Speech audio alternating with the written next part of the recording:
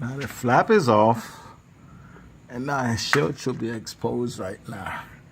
And there's a big guy sitting in here. That's the shield sitting right here.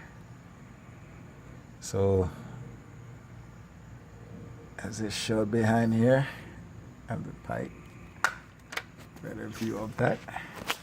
It goes up here. I got this crossbar as part of the frame, and this is a shield.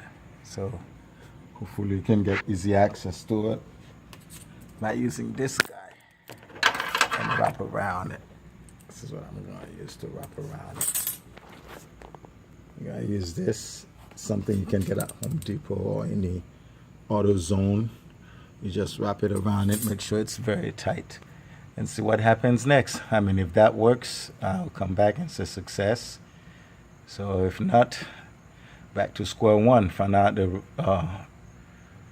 root source of that noise. But I really believe whenever you press gas, this is coming from the manifold in there, and that's where the noise is.